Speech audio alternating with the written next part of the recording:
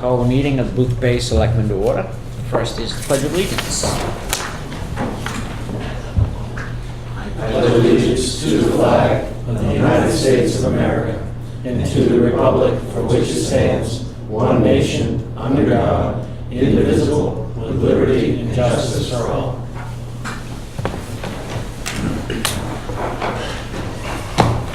Now we go to public hearings for the Coastal Maine Botanical Gardens. William Kalina? Is that how you pronounce it? Kalina, sorry. Map R4, Lot 109, located at 132 Botanical Gardens Drive. Renewal of liquor license, Class 1, 2, 3, and 4. And renewal of special amusement permit, Class C and D. So as far as the special amusement permit application received in full, as well as the liquor license, this was originally scheduled for our last meeting that we canceled, so we re-advertised it. But as far as the town, we have no further comment. Move we approve. Second. Motion's been made and seconded. Any public comment? Any This more? is the same thing that we've had before, right? Yeah. Yeah, all renewals. Yeah. All those in favor?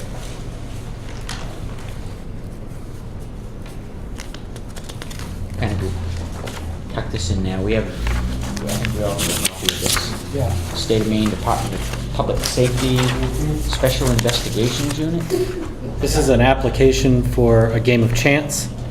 So the Rotary would like to do a game of chance. I've seen these a lot, but it's new to Boothbay. And in order to get this application approved, there's a local sign-off. Doesn't require a public hearing, so therefore we didn't publish a public hearing. But that I did ask Mr. Swisher to come to the meeting. It's for a raffle. It is for a raffle.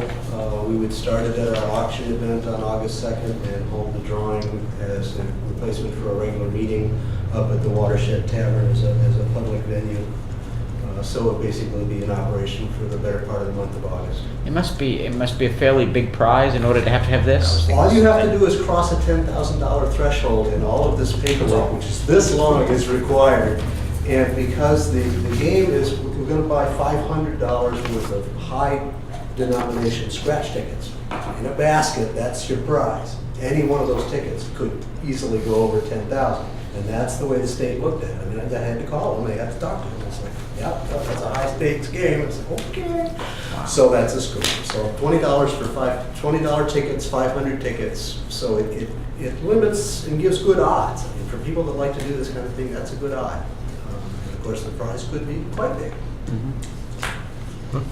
We'll take the proceeds and put them entirely to our educational objectives, which is typically $17,000 to $20,000 a year. Oh. So that's what we're able to raise. Give us more for the scholarship fund and all that. Seconded. Motion's been made and seconded to approve the application for the Boothbay Harbor Rotary Club. Any more discussion? All those in favor? Good luck. I need signatures on my copy so that I can file it, if I could request that that be done. Yep. The From space us or provided for- on the back is right here, gentlemen. Only from us. You want the top line there, buddy? I don't care. And that needs to say that from the town of Boothbay. What's that? It doesn't have the municipality listed. Town, no, right, flip on town up. Thank you for noticing that. I don't want to get this wrong because we're coming up against a deadline here. Today's date is the 8th. 9th. Go this way. Not yours, and then go that way.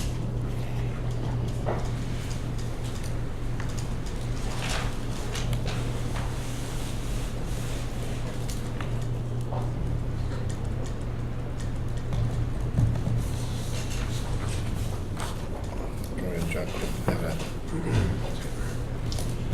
We didn't have to skip one.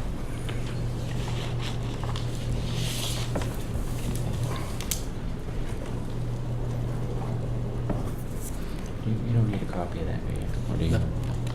It's just a local endorsement. I thank you very much. You're very welcome. Have a good night. Good luck. Thank you, yes. Not even sure what the state would do if you didn't give the endorsement. I'm not sure if that's grounds for denial. I don't think it is. Just to wait for them, I'm sure there's a hefty little fee along with that.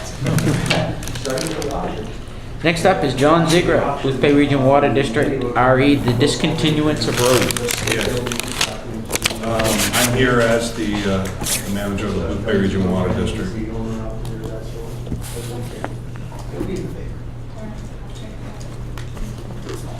And as such, I brought this to the attention of my board, what I'm about to talk about, and they endorsed the message I'm bringing to you. A couple weeks ago, I had a disagreement with one of the selectmen on the disposition of roads that are currently being considered to be canceled.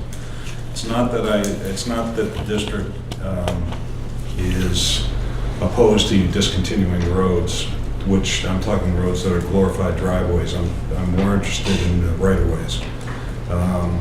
Public right-of-ways that go with these are real valuable and a real valuable tool, especially for water main extensions, other utilities, sewer, electrical, things like that. There was some confusion, at least I thought I was confused on the subject that, well, if we're going to get rid of the road, we're going to get rid of the right-of-way at the same time, because that's the only way to do it.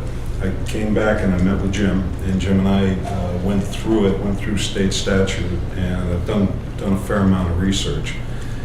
You can discontinue roads, but still maintain the right-of-ways. And I'm asking you just to keep that in the back of your mind and use that tact basically in getting rid of any property or any right-of-ways that the town has, accessing it.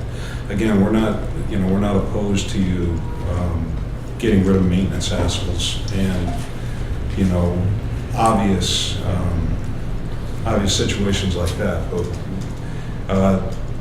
giving away right-of-ways, municipal right-of-ways, has more of an impact than just to the town. It impacts all the utilities in the area as well that depend on those. And that was my message. Short and sweet. I think it makes Just curious, John, of the roads that we're looking at, how many of those do you already have utilities in the ground? That I don't know. I'm talking in general.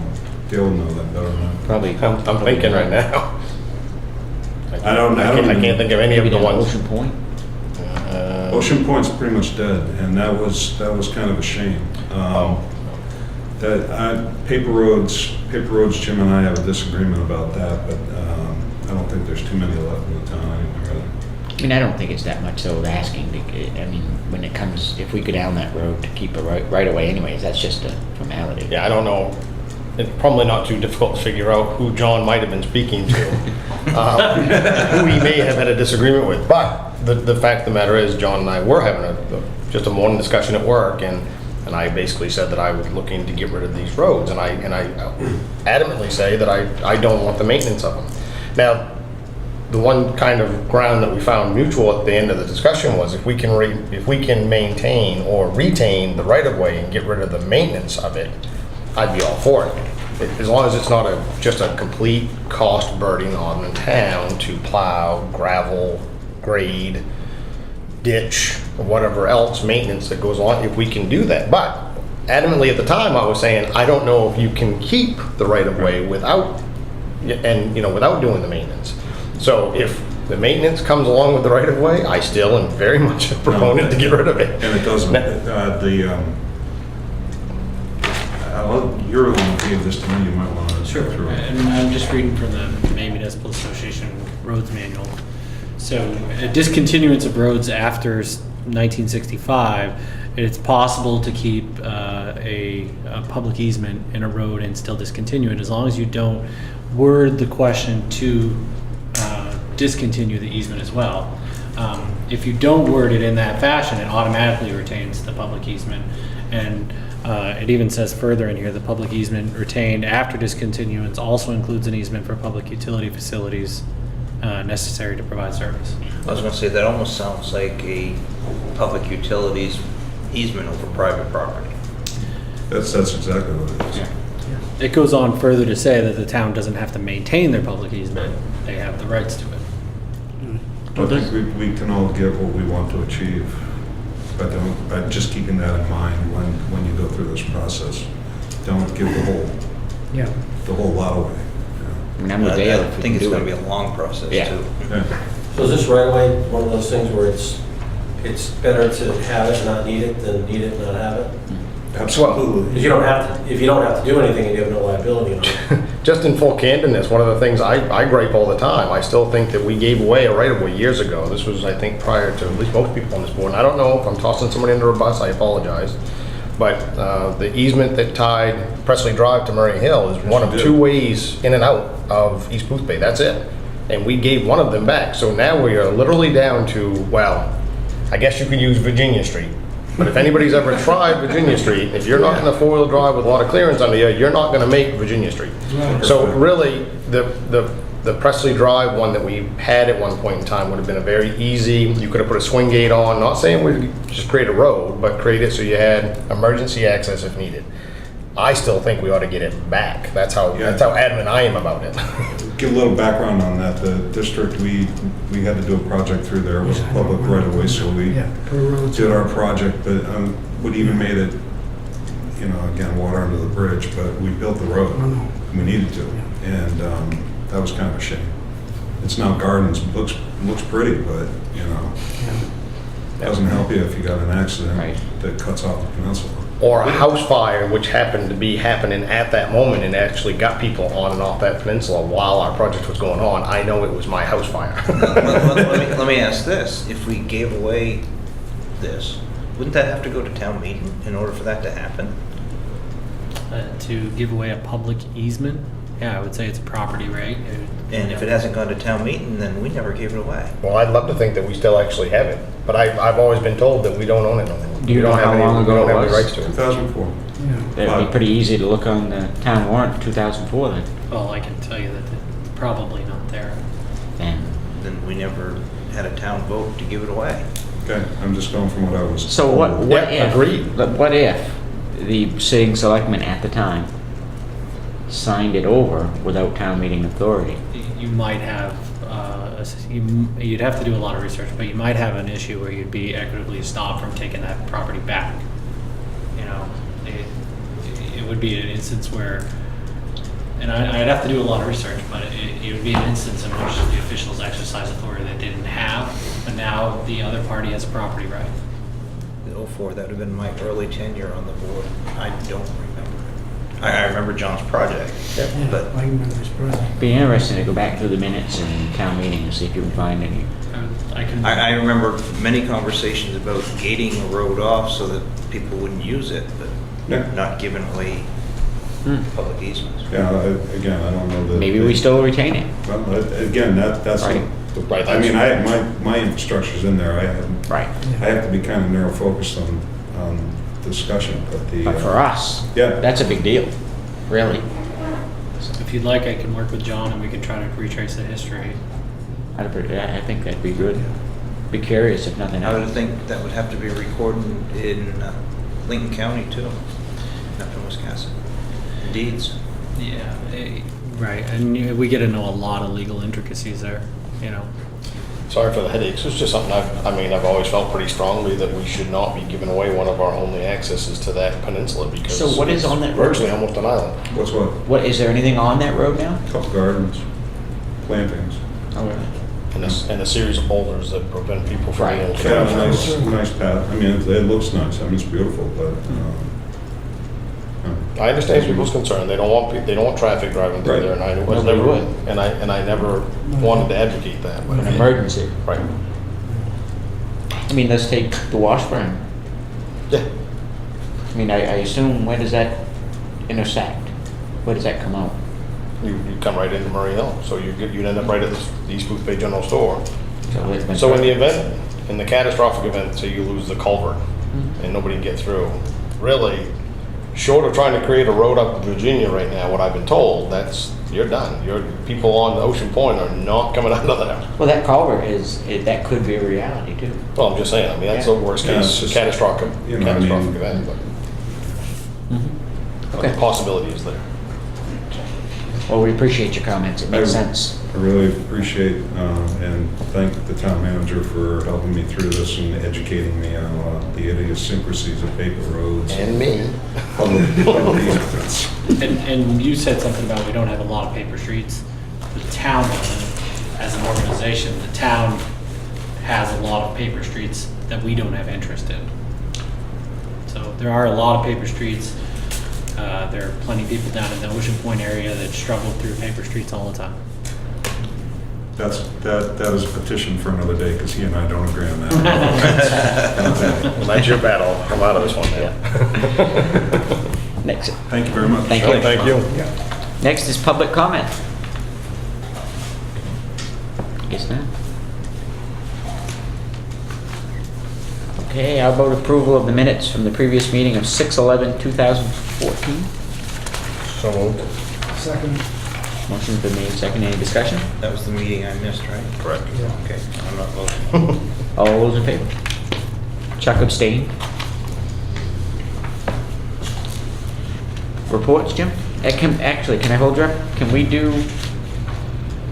Nancy Rowe McAvoy, so she don't have to sit here and listen to you talk? Absolutely. As long as anybody else don't mind. I'm okay with it. You've got the floor. Well, I'm going to defer to Douglas. Okay, And I've this been, was, yeah, we were talking about the yeah, watering trough that was at Pearson House Hmm? last time I was here, Right. that we thought Paul Dodge donated to town. But we've done some research and Douglas knows. yeah, I've been working, I got it all squared away. You got it? Do you want Yeah. to tell them and I'll just Yeah, nod? okay. Dickie Hudson bought that. And Paul brought it down to Palermo. He gave it to the BCA. And the BCA turned around and gave it to the town. The BCA doesn't have any qualms about it going back to where it came from. Because I talked, Dickie called me last night, then Joe Riddle called him twice. She polled the members of the BCA and they don't have any qualms about it going back where it come from. So Dickie's, well, he wasn't really against it, but it wasn't really for it, but he's okay with it going back. Was you here? You wasn't here the short meeting we had, were you? No, that's why I We- just abstained from the right. minutes. We walked- I did watch it on TV. We actually got a beautiful, I'll be the first to tell you, I was against moving anything out of there until we got a little bit of a history lesson of it and where it came from and stuff. And I mean, Douglas, he's older than dirt, so he remembers the whole thing. But we actually walked over and I looked at it afterwards. It's easily, I mean, it's only bolted down with 2 bolts and stuff. I mean, I think it makes perfect sense. It I don't know if you remember, Dale says he remembers, I don't, of the trough that was over by Pearson House at the end of the footbridge. That's where that came from. But they're gonna put it back when they're doing that entrance on the footbridge, come back this way. And you are gonna put a plaque up that we're donating it to you. Yes. And we recognize Boothbay giving it back to you. Right, and we Okay. can go through the whole series of who gave it to who, Yeah. and that it was donated from Boothbay to Boothbay Right. Harbor for the footbridge. So, and that's the only stipulation I got, that you give us that plaque. Yeah, and you we'll said- work with y'all on the wording, Okay. whoever you'd like for it to be, we'd like to do that. Yeah, to me, it makes sense. But everything's okay with Dickie Hudson, so that's the main thing, because he bought it. Well, I just have one other stipulation. If the BCA is fine with it, since Dickie Yeah. gave it to the BCA to give Yeah. to the town, then I think that just for the records, we should have a letter from the BCA stating they have no objections. It's not. I mean, I don't think that'd be very hard to get. And that way, if there's ever anybody that comes back and says you gave away something, you've got it Yeah. from the Yeah. BCA. That does make sense. Well, So you the- got it recorded too, so. So the town will give it directly to this project? Yes. Or will the town give it back to PCA and let PCA give it to them? Just be easier for the town, I would think. Yeah. I mean, really, it's one town given to another. I mean, I think that, is it on town right away or is it private? Where this is gonna be done? It's on the footbridge. So it's basically one town given to another at that point, Yeah. donating to another. Filled olive branches. So, do you want me to talk with the BCA? Yeah, just, The lady who's the president of the BCA now, I think her Mary Kane, Yeah, and she wasn't involved in this donation. Yeah, right. So I went to Joan Riddle. Right. Who knew what was going on, but I don't know that Joan is still in the BCA. Oh, yeah. Joan she's very- Joan is Oh, still yeah, active she- with the yeah. BCA. Yeah. Saturday. well, she claimed she, Okay, she so, polled, she said she polled, all the members and got their okay, so.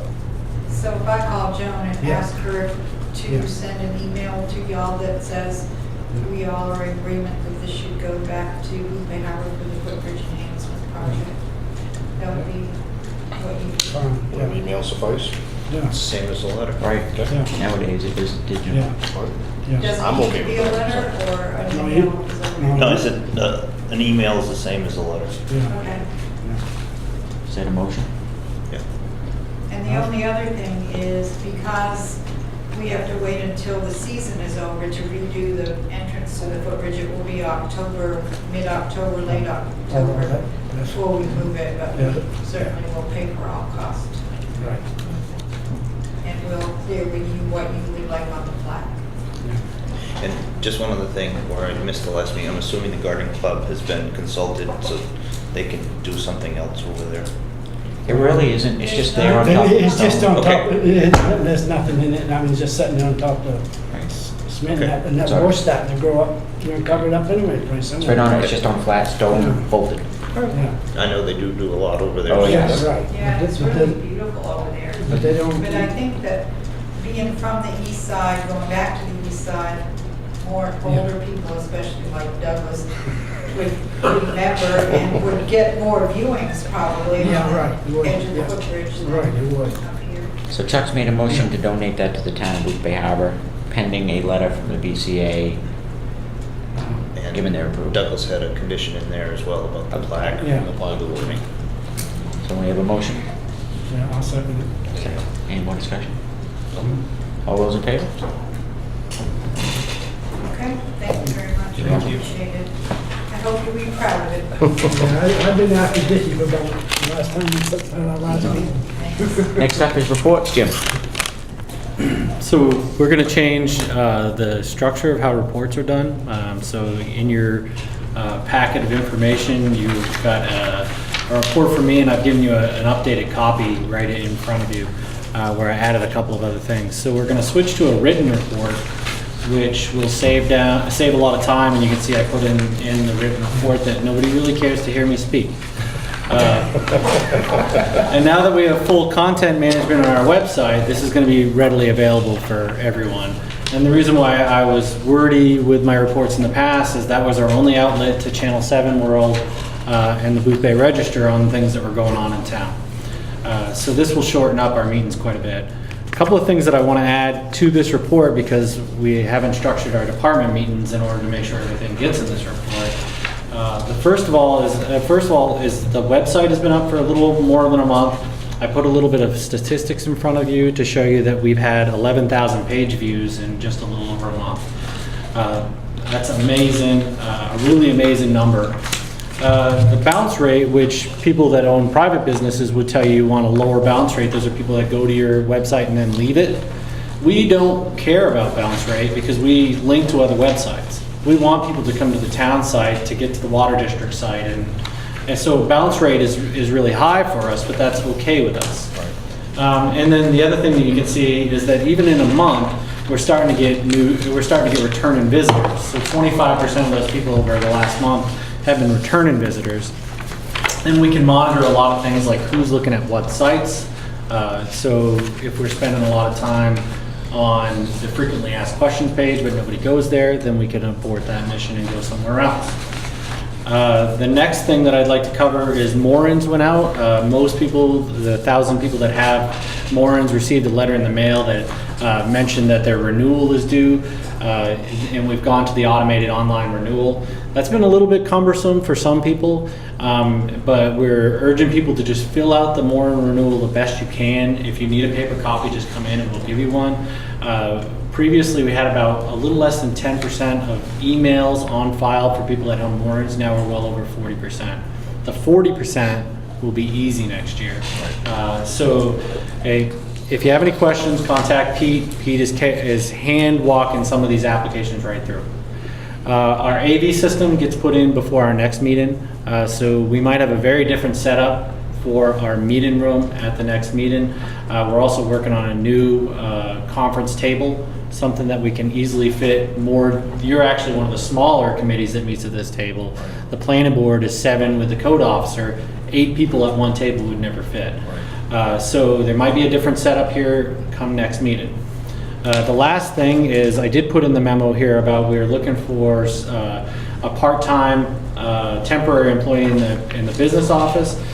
Since I wrote this, we also, and I added it on to your new one, we're looking for part-time temporary employees in the Public Works Department. We'll be down another person in Public Works.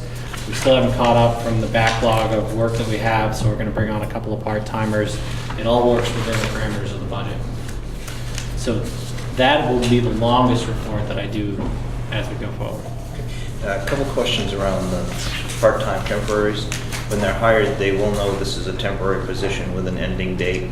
They won't accrue any benefits, that this is only part-time, and that they're just holding a spot for a returning employee. It's in the ad and the job description.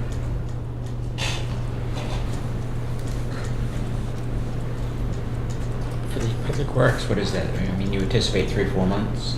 I anticipate whoever we take on, we're calling the position approximately 6 months. But, you know, we want to overlap. So we're going to hire immediately if we get a good applicants, and we might not discharge immediately. So we're calling it a 6-month temporary. We had temporary, especially in Public Works, we had temporary in the budget, and then we have a gap. So we can do it.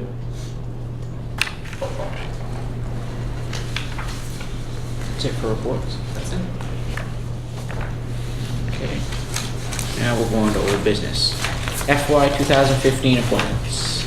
I spoke with Steve about some appointments that we needed to chicken scratch in there that weren't represented according to the admin code. So officially, not on this list, is the Register of Voters, which is Tracy Heights. Just needs to be added. Shellfish Warden, which is Nick Upham. And the Public Works Foreman, which is Mike Valley. It just was left off there for some reason. And Brian Blackton needs to come off the Comprehensive Plan Committee. No longer should serve. And we're gonna ask that you appoint Richard Spofford as the town EMA. We still haven't filled the regional EMA, so we need an appointee for that position. Yeah, I think we need to have a discussion around that.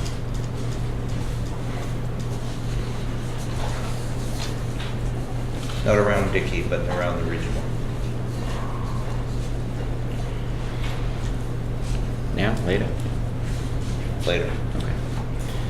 Can we do a reservation from somebody? What's that? Can we do a reservation from somebody? Brian Yeah, Blackton. it's later in the agenda. Oh, okay. There is one other thing the admin code calls for that we need to look at changing in the future. Because a couple of years ago, we went to 2 deputy harbor masters. I think it calls for 5 in the admin code. Calls for 6. 6. Oh, wow. Counting the harbor master or 6 deputies.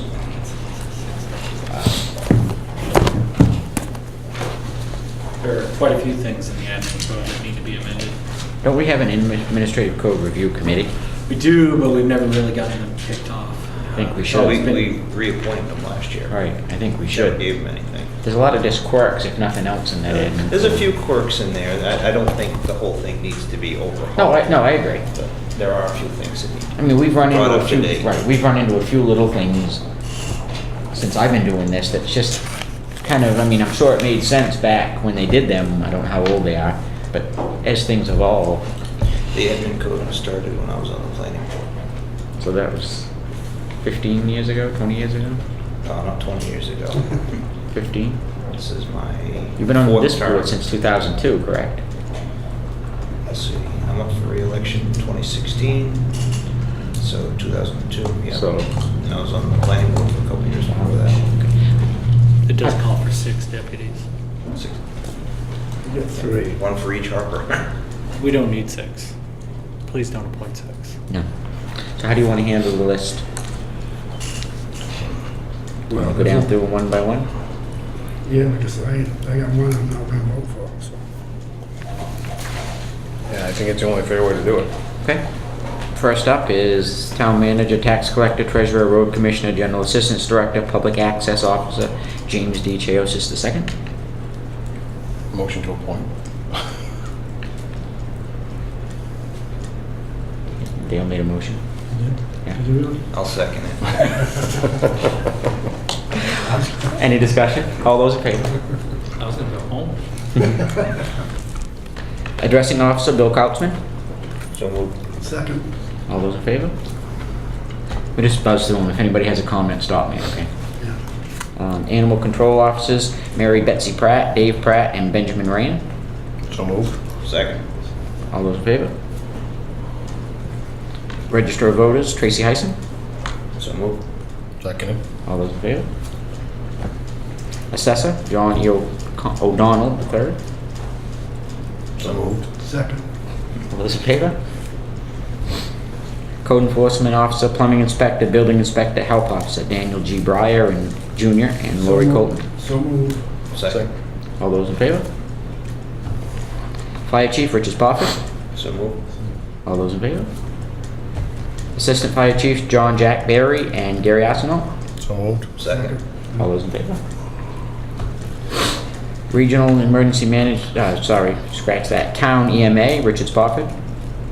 So moved. Second. All those in favor? Harbor Master, Peter B. Ripley. So moved. Second. All those in favor? Deputy Harbor Masters, Mike Layton and Bradley Simmons. So moved. Second. All those in favor? Shellfish Warden, Nick Upham. No. So moved. Second. All those in favor? Town Clerk, Bonnie D. Lewis. So moved. Second. All those in favor? Road Foreman, Michael Alley. So moved. Second. All those in favor? Board of Assessment Review, 3-year renewal, Sandra L. Rummery. So moved. Second. All those in favor? Nobody for there. Board of Appeals, Scott Adams. So moved. Somebody me. Not me. There is no second. Motion dies. Just denied, right? It dies, no second. Port Committee, 3-year term, Larry Knapp, Patricia Seward, and Nathaniel Leonard. So moved. Second. All those in favor? Do you want to take the comp plan? Chuck, Take here? me separate, please. Take you separate, okay. Comp Plan Committee, Nicholas Barth, Christopher R. Higgins, David A. Dudley, Charles E. Fuller, P. Andrew Hamlet, Richard E. Palmer, Nell L. Tharp, Nathaniel Wing, Jonathan E. Ziegler, John Polillo, Joe Polillo. okay, that, and John Bertolette. So moved. Second. All those in favor? Now I'll make the motion for Charles R. Cunningham. So moved. Second. Second. All those in favor? Chuck I abstained. abstained. While we're on the subject of the comprehensive planning committee, that gives us a vacancy. I would like to talk to one of our planning board members and see if they're interested. We've had 2 planners that have been showing up for all of them. I'd like to contact them and see if they'd be interested in stepping in. As long as they've been part of it. They've been attending regularly. Okay, that makes sense then. I mean, if they were coming in Rosemary would be new, my first choice. that'd be no different than if all of a sudden we said we wanted to have Dale do it instead of, that would make no sense to me. You've been part of it from the get-go, you keep it. So if they've been there, it makes perfect sense to me. Rosemary Barrett's showed up for a lot. I would like to ask her if Yeah. she'd like to be on there. And she's been showing up, and Alan's been showing up. Good. So last up is Planning Board, 3-year renewals. We have 2 of them, Francis McBrady and Andrew Morley. So moved. Second. All those in favor? Yeah, I think we got them all, right, Jim? Yep. Keep it all.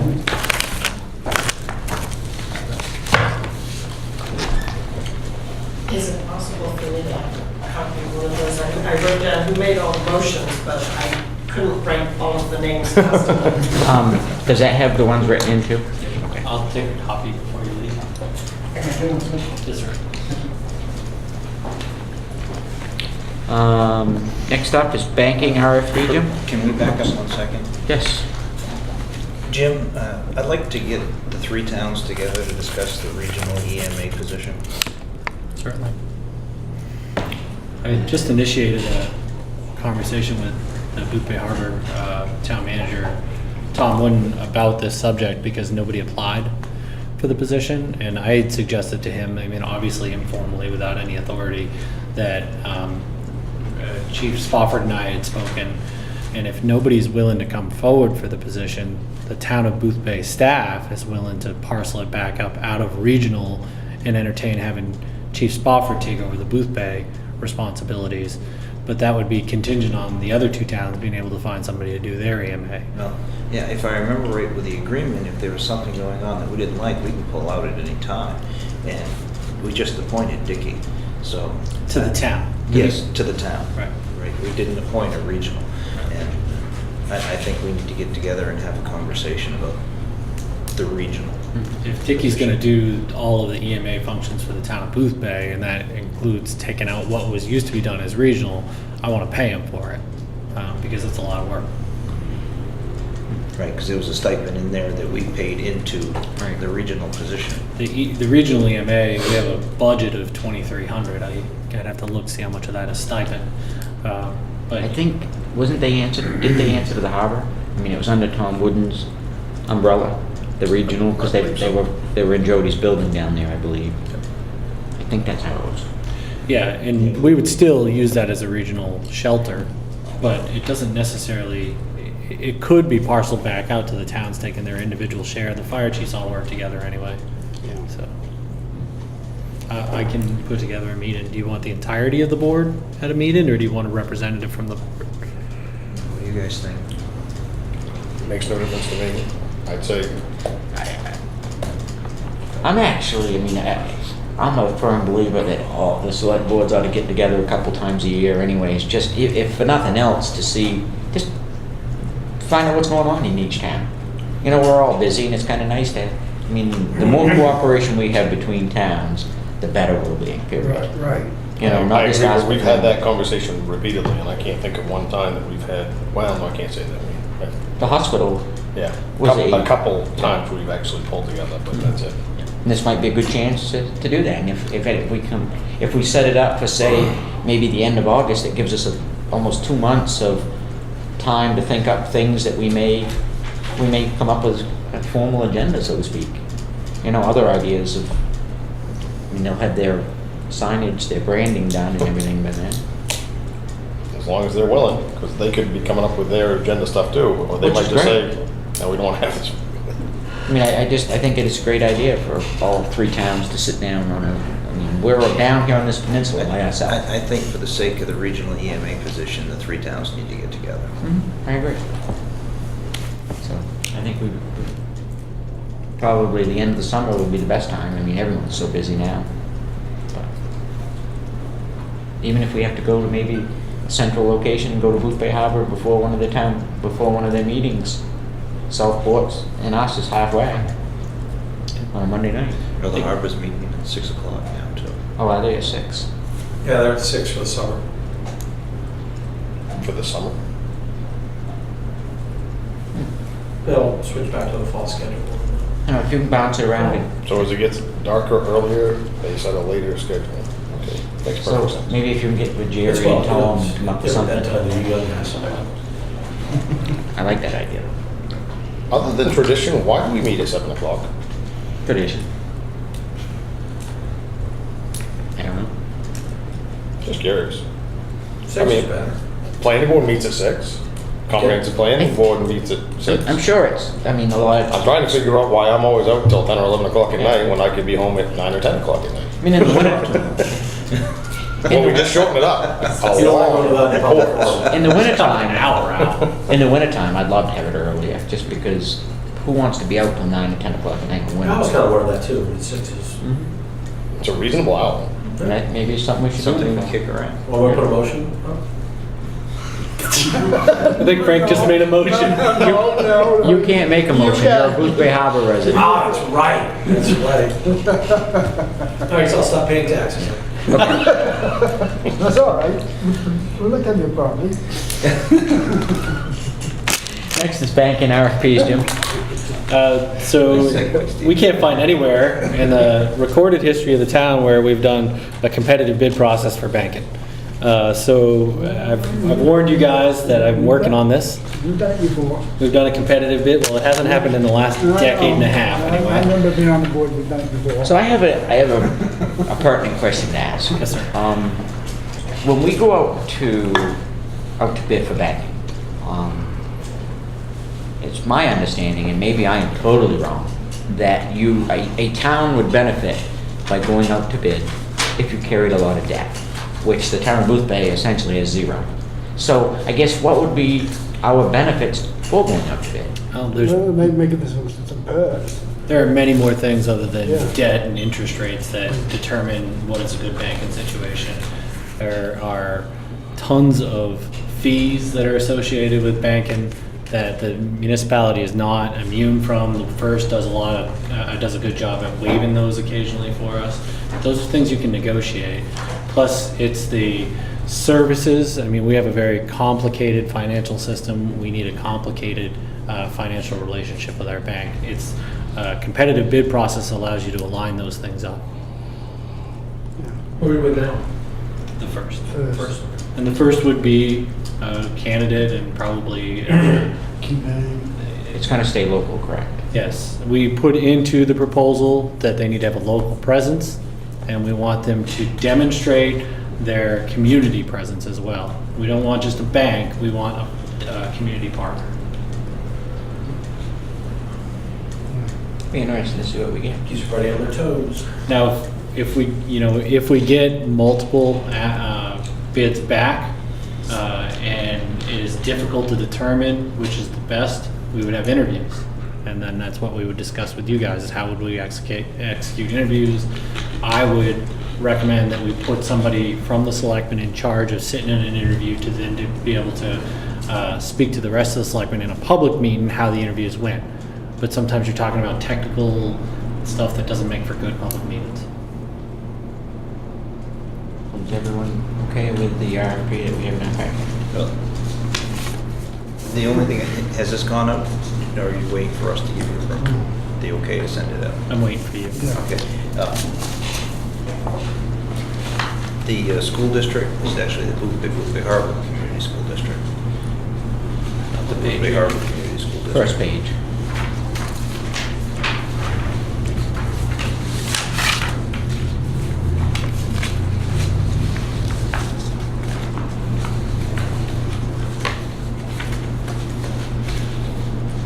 It was the Boothbay Harbor Community School District. We could tuition our students and it would cost us a lot less. That's true. I'm okay with that. So no, I think, put it out, see what we get. Yep, I would agree. I think that all of your relationships in which the town pays for services should be investigated at least every 5 years.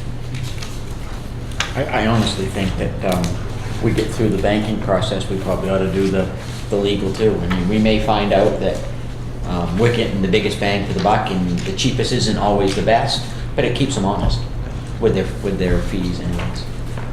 Legal, much like banking, there's more than just fees.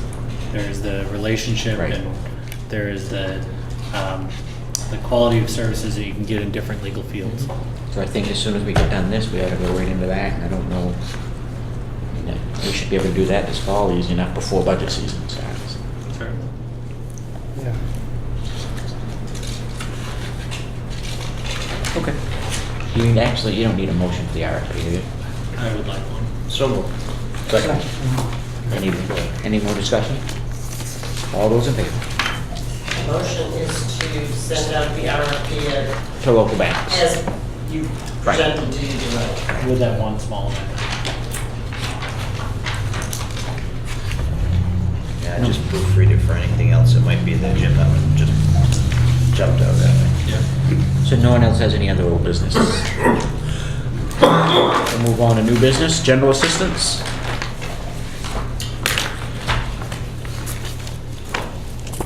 So obviously you saw my memo that I sent out to you guys in which I put a lot of links to some articles that have come out recently.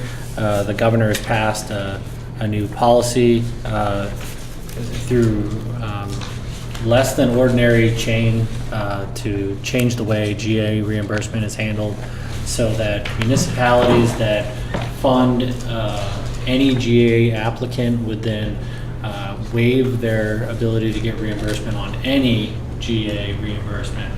Some towns and cities in the state are fighting this through a legal battle. You can see I sent some information in which Maine Municipal Association is also fighting this through a legal battle. Other towns have said that's the majority of our GA funded money. We can't live without it, so you got us. But that's the illegals, correct? If you're funding illegal citizenship, illegal The citizenship. governor stated that if they can prove, and they're going to do audits, that you didn't verify that all 100% of your applicants were legally here, then you will lose funding. So we would add in, if we were to, and so this is where I'm going with this, is I need to know what the selectmen's inclination is. I probably know what it is. But we would add in a step here to verify that you're in the United States legally before we did a GA application. I don't think that's Proof asking too of, much. yeah, proof of residency is a birth certificate, and what else, Jim? Birth certificate, passport, or Social Security card. Or social security card. Now, people are going to be confused, like the state when they did their residency requirement, that your state driver's license would be. It does not count. I'm sorry, but if you go to apply for a job at Hannaford or anywhere today, you need to show proof of citizenship. You have to actually show, I mean, you have it for all your new employees. Why should that be any different? You should have to have all your paperwork in a row. If there's a chance that anybody could be denied because they haven't got their birth certificate, the first thing that we should be doing is saying, okay, before you can give us this application, you need to make sure that you've got one of these 3 forms that show that you're a legal resident. If not, we have to deny you. You have 24 hours through GA law to respond to a request. Once you get the But application. but if someone comes into you and you have to have 2 forms or 1 form of ID. So, I mean, it's not hard to provide a social security card, a birth certificate, or a passport, and if they can't provide any of them. The issue in the larger cities that have more GA, you probably saw in that article, like Portland has like $3 million worth of GA requests, is that people that are in the transition of getting their legal citizenry will be denied based on this. They also can't work based on the law, so they can't work and they can't get assistance. That's But- tough, and I understand it probably doesn't apply to Boothbay. If the federal government is going to, pardon the pun, dump the citizens in the city of Portland, Lewiston, wherever, the federal government should pick up the tab. Well, they can't by law either, so. Exactly, so don't dump them there. I hate to use the word dump because that isn't the proper term, but you know what I mean. It shouldn't affect us at all anyways, I don't know. My caution Frank has questions. to the selectmen is to consider, so let me preface this with, I'm obviously on the MMA executive committee. I took part in the vote of whether we were going to sue based on this. I was the lone vote against it. Everybody else voted for the lawsuit. My concern was the politics of it, not necessarily everything. Knowing that you voted against the lawsuit, Jim, makes this a little bit easier, because I was going to preface it with saying this isn't a shot at you. I'm extremely disappointed in MMA for taking the position that they did. There is right and there is wrong. And you know me, I don't agree with the governor very often. I agree with him this time. They had 2 things that they legally funded. One was to hire an attorney to get more legal backing on what is going to be the new process for GA. I voted for that. I think towns and cities need to know how to be able to operate with this new rule. I voted against the lawsuit, challenge it. I think that we ought to send a letter from us opposing a lawsuit to MMA. I mean, we're only one town of many, but at least they'll know how we feel, because I think that is wrong. I have no problem at all asking for proof of where you live. let me get back to what my caution was. I feel that we're probably going to get into December, January timeframe. You're going to have somebody elderly come in, file for GA, need heat and assistance, and they may have lived here for 50 years, but we can't put our finger on a birth certificate, and they can't do it in 24 hours. They're going to get denied. Don't take the application, give them a chance to find it. I deal with these GA applicants all the time. I can tell you when they get denied or when they're told to come back, they're probably not coming back, and their heat's probably going off. So it's the sympathetic side of me, which you guys don't usually get to see. There are other organizations out there as well who might be able to help in the interim. Now, I don't want to see anybody go without heat or anything else. And if it's a long-time resident, I think they'd be able to find a social security card or a birth certificate to be able to prove that they live here legally. I agree. Frank? I may be wrong, but I don't think I am. You can get a social security card and not be a citizen. These transient workers that we have that come over from everywhere have to get a social security card because they pay, they've got to file taxes and all of that. So just having a social security card, I think you may find, you can check with your workers at Hanover, I think you'll find that doesn't necessarily mean that you're a citizen. I don't think, no, they have something different. It's not a social security, it's a different number, I believe. I don't believe, I'd be curious to that You have a social question. security number. And that's why I voted for this, for MMA and to investigate what would be the legal process. Because honestly, the other fear is that the towns don't have the authority to ask somebody for their papers, essentially. There's the fear that somebody might turn around and then sue. So why would the town not have the authority to ask for proof of citizenship? Because it's a it's a state mandate that we have to have a GA program. It's not a state mandate that we have to get state funded for our GA program. So if you required of all applicants, you could have funded it locally without requesting that, but then you would have gotten rid of your state subsidy for it. I think that being the stewards of the public's money, I don't think that it's asking too much to show me proof that you're a citizen before we help you. I don't see that as being a deal breaker. I mean, maybe I'm wrong, but obviously there's a lot of people that disagree with me because they voted to sue the state, but I still think we ought to send a letter to MMA opposing the lawsuit. And I'll make that a motion. Second. That older person would have to probably be on the voting list too. The voted list? Yeah. Most likely. So, I mean, that. I don't know what the requirements are gonna be. I mean, honestly, we don't have very many GA applications in July, I know, right. so we haven't really dealt with it yet. Yeah, But once you know the selectmen's intention here, yeah. comply with the state Right. rule, which that's another thing that bothers the MMA representatives, and I agree with them, is that the rule was made outside of the normal process. It wasn't a legislative, it was just a, Yeah. I can't believe this is me saying this. You have to go through so many hurdles if you want a job, if you want to buy anything, a house, a car,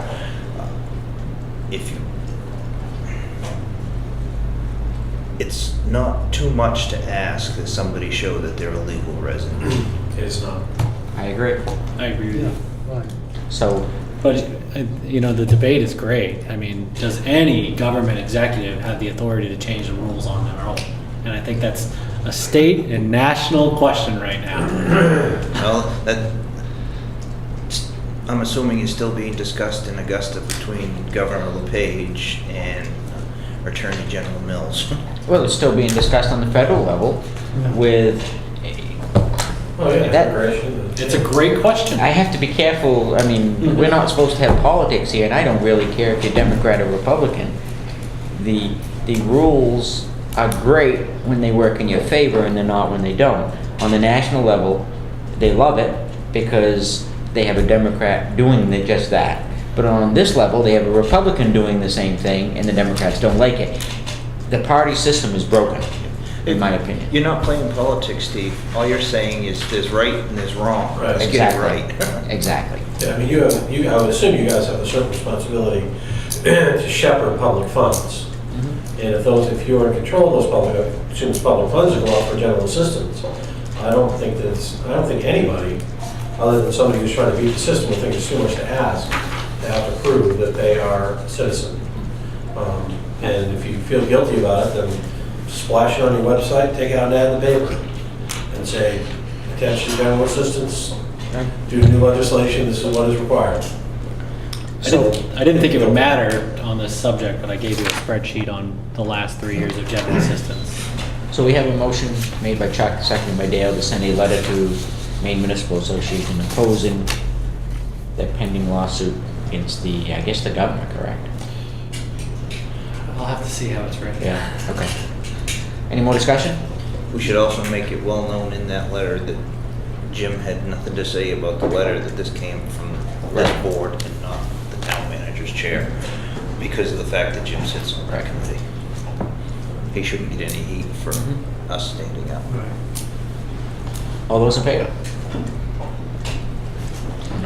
As far as, Do you want a motion for us to follow the governor's? I think it would be wise, because I have a feeling this is going to be followed. Second. Motion's been made and seconded to carry out on the governor's order of the general assistance program. Any more discussion? All those in favor?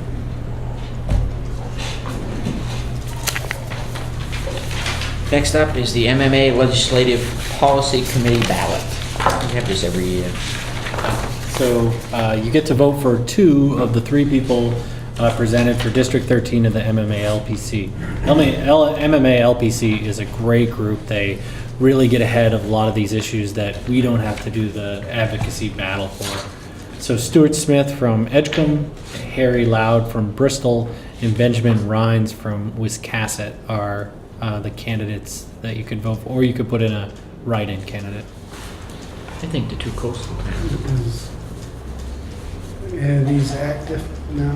What's that? I'd like And to these know how all guys 3 of them active in stand that on now? I don't the know. fact that MMA just got involved I in that agree. lawsuit. It's I can tell you that we have a lot of experience with Stuart Smith, and Yeah, I don't right, think yeah. that he would have voted Right. it No, I down. don't think Stu would have. Yeah, right. And I think if we're gonna vote on another one, I think it ought to be another coastal town, Well, they're all well, Bristol is similar to Boothbay, more so than Wiscasset, I think. It's just me. Doesn't make a difference to me.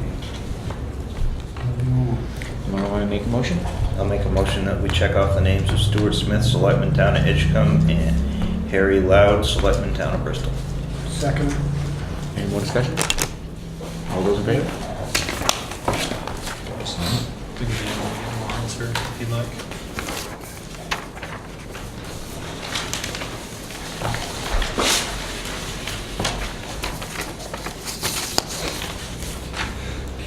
Next up is truck bids.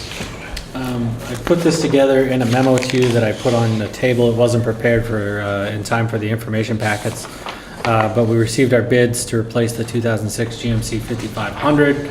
I received them on the 23rd. There were only 3 bids. We opened them with witness. Lori was our witness, but nobody else attended the opening. The 3 bids were for the following vendors for the associated bottom line price. Height, $44,865. Whited Ford, $44,160. International, $57,170. Generally, Mike and I are very big fans of International. We will probably come to you in the future and say that they have a higher bid and we support it, but this time we don't. The 4x4 is a model that they haven't had out very long. We're not as confident in its service history as the others. So really, we eliminated it based on price. So Height and Whited Ford were the 2 that we considered. We considered their prices to be negligibly different. Dodge has a superior fuel capacity, horsepower, and a better warranty. Mike went out and checked out a lot of Dodges and a lot of municipalities that have the Dodge. The turn-in radius is only concerned. It's a little less of a turn-in radius than he's used to. So we think that the 2015 Dodge Ram 5500 4x4 provides the most value to the town of Boothbay. Jim, one question I would have Yep. is extended warranty. Only from experience is the reason why I asked this question. It's well worth the money now to buy warranty on a diesel engine and the turbo, but I don't know if this has new emissions or not.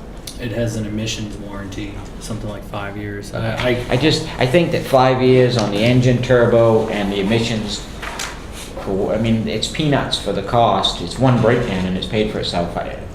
I think I'd like to see us get that, add that on. So I think it, factory warranty covers that. Yeah, it does. On the back of your memo is the tabulation, and I'll have to admit it went about this far, and I shrunk it up, especially when it comes to warranty. There are about 7 different categories of warranty, and the international was by far superior when it came to warranty. I mean, some of the aspects of this were like 7 years and 200,000 miles, but it was very selective. But since we ruled out the international based on the other values, the Dodge was far superior. A lot of them were 5 years, 80,000, 5 years, 100,000 for different components. There was an emissions warranty, there was a basic warranty, there's an engine warranty, there's a powertrain warranty, and we think that the Dodge presents the best warranty. On the bid work sheet, I see trade-in. Yes. I thought we were selling the, We put out the bid and we received no bidders. So we didn't know what to do with that at the time, so we just sat on it. And then when we were having discussions with these vendors, we asked about trade-in. So what were we looking for minimum bid? minimum bid, it was, I want to say it was 20,000. Was it 25? It was 20. In that ballpark. So I mean, we lose a little bit of value on our trade-in, but we didn't get any bids, so. What they give you for a trade? 20,000? Would it behoove us to keep it as a spare? I mean, I'm just asking that question because now's the time to have that discussion. There's a couple issues there. I mean, it's not a bad idea, but you know, we don't have enough garage space now. So there's garage space. The fact that we're eliminating the GMC 5500 from the fleet is because it's a little bit costly when it comes to maintenance. And this one we've been having issues with. We moved this one up in the capital improvement plan. We had a late 90s International that was supposed to be first, but that runs like a champ. The GMC, so we would like to eliminate that. But also the last part of my memo is, so we've got projections on equipping the Dodge with plow gear. That comes up to $45,008. This would make the total Dodge purchase $90,006. So the truck represented in the capital improvement plan was $150,000. You can always over exaggerate the price so you don't come up underneath. And then International threw in a quote of a fully equipped 4x4. They thought we'd bite on it. Probably a good price by their standards. $110,510. We thought that also presented a good example of what you get when you get a whole package. So who's going to do your plow work? HP Fairfield? HP Fairfield. Yeah. That's the best price so far. We have quotes out from several vendors. The only thing I would say is it would be worth you having that conversation with Mike to see if that truck is worth saving as a spare. You wouldn't be running it every day. It would be strictly, because I mean, I know a lot of times in the wintertime, our trucks are getting older. If one breaks down, it would be nice to have that second one just to be able to jump and not run it. You plow a road with a pickup and it's going to ruin it. Can we put the grader outside? Yeah, I think you should. Most trucks, I might agree with you, Stevie. We need to get rid of this one. This one killed us We've been last putting year. a lot of. But it is a good question. Why is that grader inside? It's never used. It takes up space. There's actually, in that building where that grader sits, straight out through there is all framed for a door. It wouldn't take nothing to put a door in there. I'll defer to our elder statesman on that one because we really keep it under covers because some of the older people in the community feel like that's a valuable asset. Well, we use it. We use it a lot from back in Maryland, wood for plowing. Yeah, we don't use it for plowing. It's like riding a brick. So I think it should go to us. I've ridden in it before, it ain't that bad. No, this is a different business. We're not as tough as Douglas. I think that, I mean, why wouldn't that go outdoors though, to make room for your good equipment? We I can mean, build a that- shelter for it too, I it would doesn't have rather, to be a garage. I would rather see that sitting outdoors than our $100,000 excavator. I agree. I agree. So, I would say. I make it honestly, start. since we have really nobody to run the grader to speak of, I'm not saying we don't have any competent people to run it, I'm just saying, we don't really have any experienced grader operators over there, and really, how often does it come out? Barrett and Mike can run it. Right, and I'm not saying they're bad, but unless you're running a grader every day, you're not gonna be a good grader operator, that's With just all the there is to winter it. we just had, How how many often? times was it? It was not on the road once. The last time we used it for winter use was my first year here. So let me ask you the next obvious question. Why don't we just hire out a grader when we need a grader? Right, sell that. Free up a whole boatload, I mean, I one don't think you're gonna get whole side of opposition that from building. Mike, I think you get opposition from a segment of the community. Not mine. There was a day, I know. there was a time we needed it, I'll agree with that. But we've got more, I mean, Butler Road I used to know be dirt. They can use it, they can do ditching stuff, but they just don't do it. They can do shoulders. Yeah, you're right. And again, I'm with you, but nobody's using it for that. And they can. So unless you get yourself an operator and get it to use, And or I you might think as a well lot of, get rid of it. a lot of times I last think winter, they that should have gone if we have a out piece with of that grader and all taken, of cut the them people should be able snowbanks to use it. down. I That's what understand. that It grader's took- good for. Within Open up some of those some paper people are more roads. Yeah. efficient with others. I don't know, I think for now it goes outdoors and we have this discussion later on.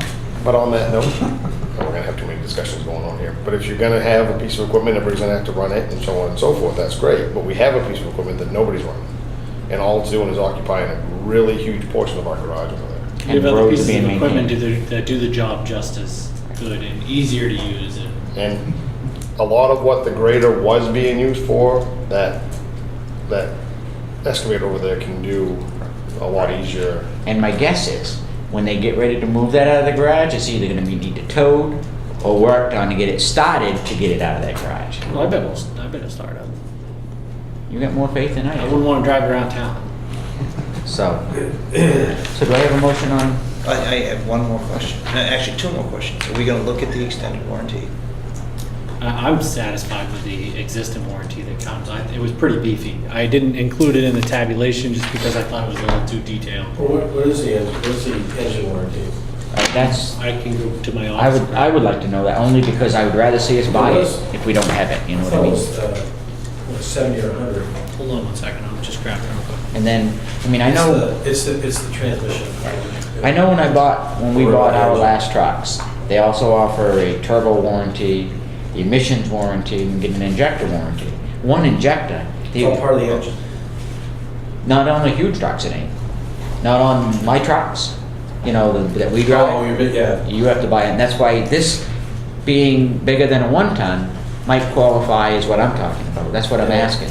Yeah, on the Ford 550s, it's all part of the engine. This is So a Dodge. Assuming these are the same size. Right. But- Yeah, Yeah. sometimes extended warranties pay for themselves, other times they Right. don't. I know the one that I bought on my pickup, I've more than paid for it. Well, the Kenworth that we have now, the emissions crapped out Yeah. last week.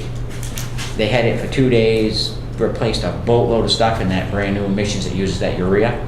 I got the bill, $18. And you know what the $18 was? It was an LED light that they did when they did the inspection. I think that's pretty dang good, so. We paid $2,500 for the full warranty, so it's money well spent. No, the price, I'm assuming, doesn't include the warranty, or does that include the warranty? That includes the warranty that he's talking about. Yeah, manufacturers. No, trade-in, sorry. I don't know, yeah, I mean, it's the 20 grand that they're gonna give us, Yeah. is that being? Or is it gonna cost us 24,865, Right. 44, Oh, right. which saves us another 20,000, which means it's 70,000 something instead of. No, that's where he plus. gets this 90,000, so it's got to include the trade.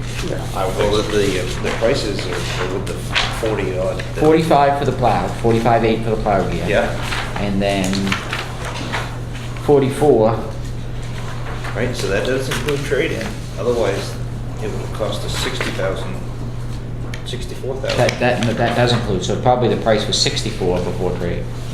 The International was cheaper at 57 because they weren't offering a trade-in. Yeah, and honestly, I'm still, still stuck on the 110,000 fully outfitted international, or 96,000, one that you have to send out.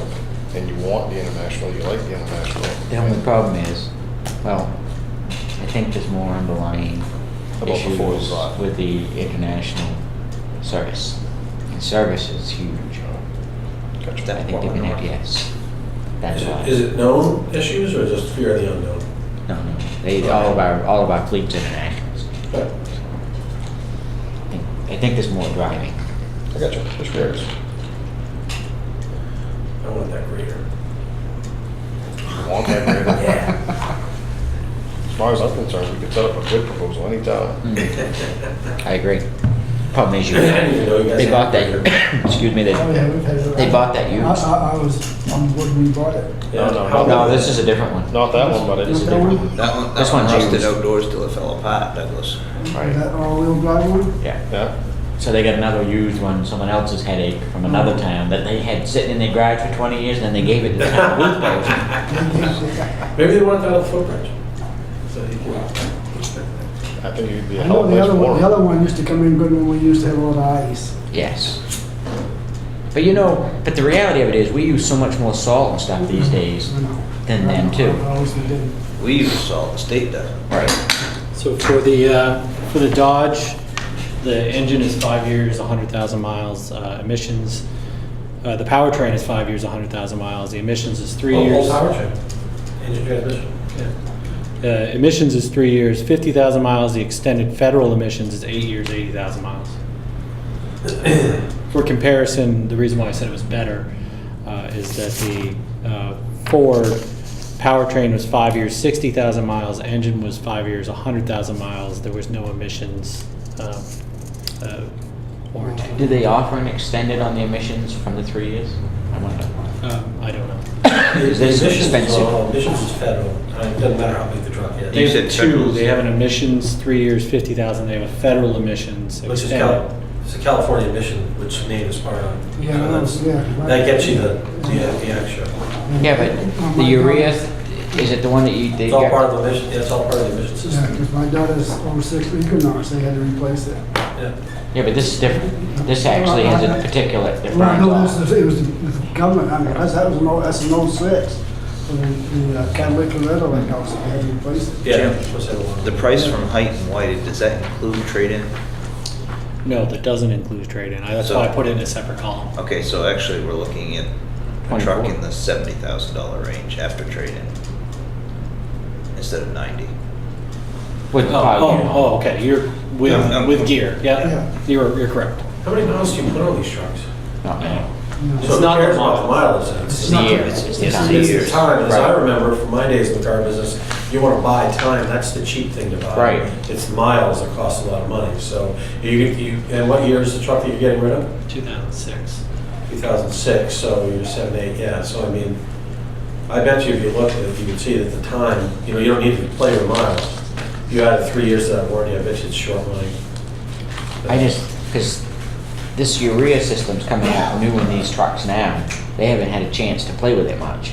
So it scares me that we're gonna be guinea pigs and after 3 years, I mean, you're gonna have that with any of these trucks, but if they offer an extended warranty for what little money it would be, it would make sense. We already got 7, you said, right, on emissions? What was emissions? Federal Federal is 80,000. 8. So Yeah, but that doesn't- You're 06 and you're, But I don't think that covers injectors and stuff into that thing, system. now injectors are part of powertrain. No, injectors into the diesel particulate filter. And they also have to clean the DPF. That's all gonna be part of this new emissions. Yeah. And I don't think that covers under your federal.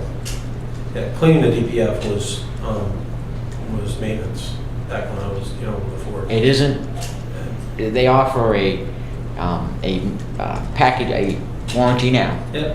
and that covers all that. So, that's why I'd Yeah, rather it ask. sounds like it's time you want, not Right. miles, so I mean. I think, based on experience, we should get it if it's available. I agree. From within the budget. Yeah, Yeah. and especially considering now, if we went with the Height, we're looking at combined Right. in the 70s, which is much lower than, Half. You said you budgeted 150. Yeah. It's gonna, In the capital plan. right. So remember, if we don't expend capital funding, it just Right. pushes it into the future. Cool. I have a motion.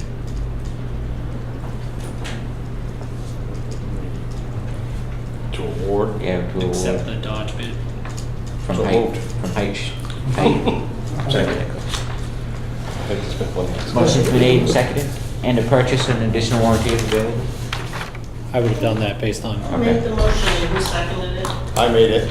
Chuck seconded. seconded. So where is that? Height's out of Madison. Drop Skowhegan, where they, Skowhegan, okay, Skowhegan. Walter Height owns most of stuff. That's the Dodge. Yes. Yeah. Oh, any more discussion? All those in favor?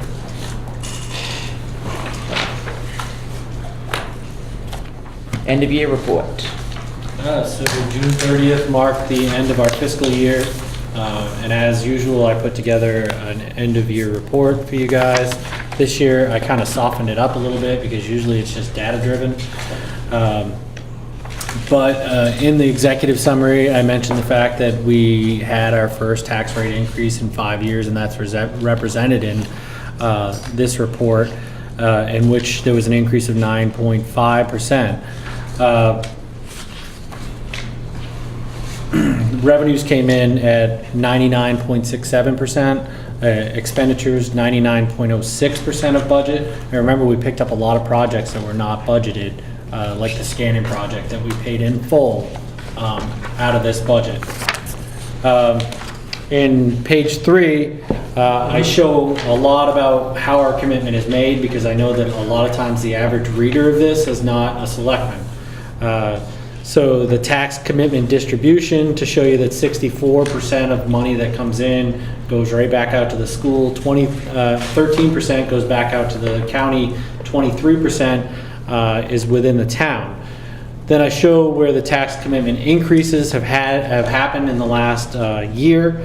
The school saw a $142,000 increase last year. The town had a $126,000 increase last year, and the county had a $25,000 increase last year.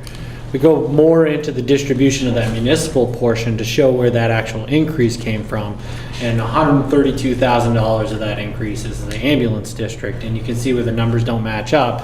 We actually declined, our budget went down, but our portion of the tax commitment went up. In the fourth page, I'm trying to demonstrate to you how we did on revenue collections. The only I didn't notice it until the last second is on state programs on collection. That number is not correct. Our state collections is much better than 6%. But what I'm trying to show you is property taxes were collected at 97.6%. All the other factors that we collect were well over 100%, a really good collection year for us.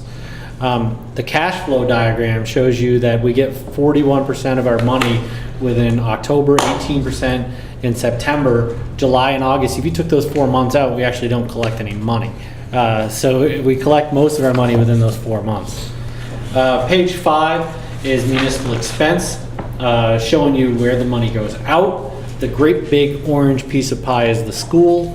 The next largest piece is the county. The rest are the individual accounts for the town.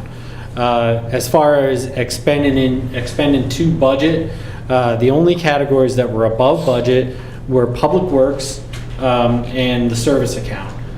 Public works is over because of the really brutal winter that we had, where we expended snow removal at 147%.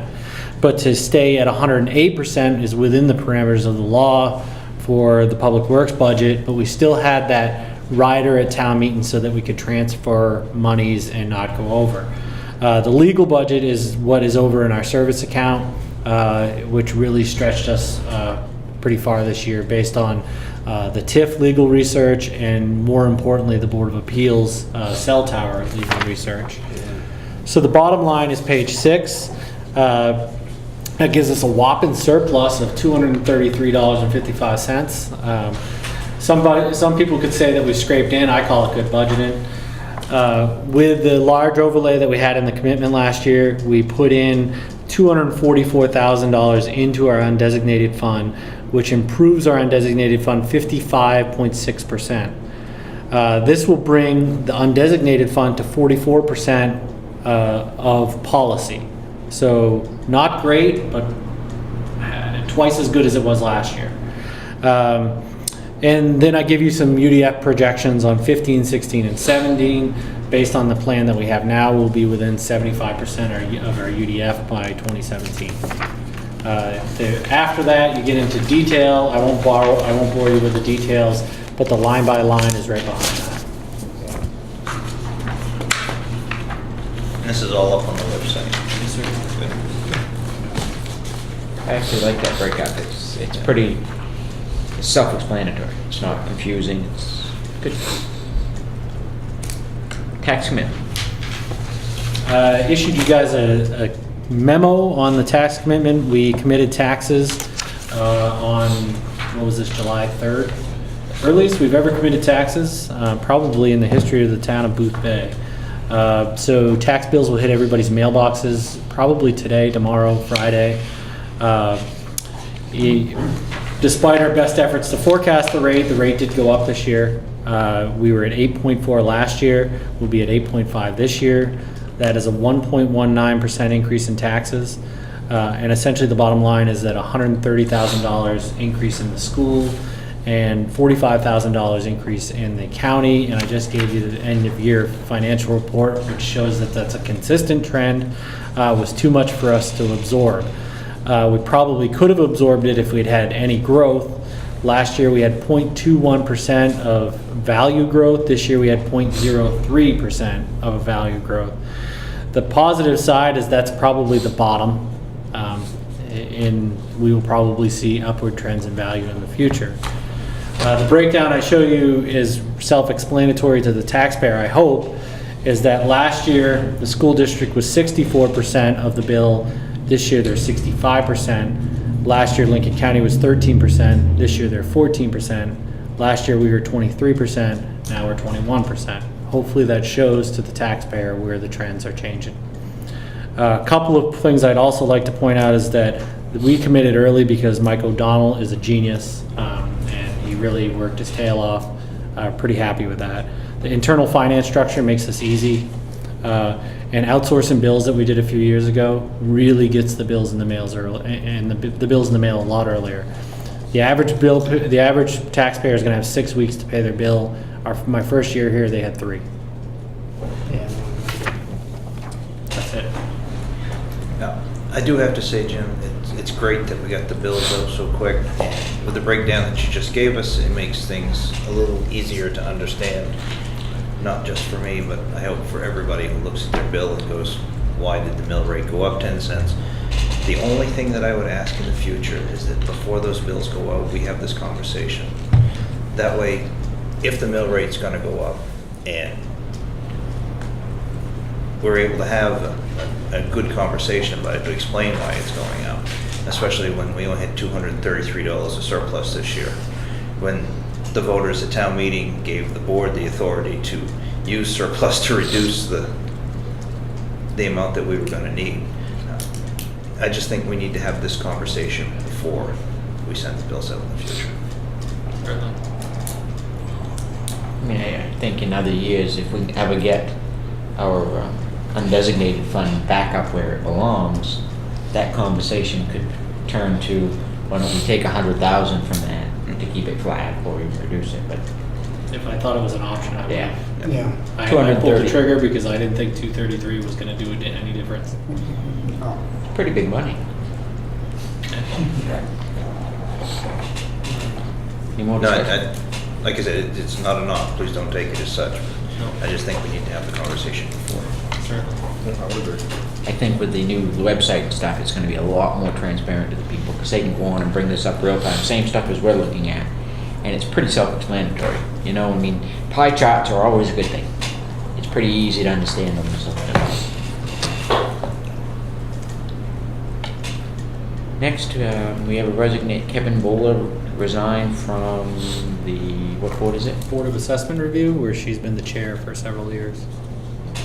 I make a motion that we accept Kevin Bowler's resignation with regret, thank her for her years of service to the town of Boothbay. Second. Any more discussion?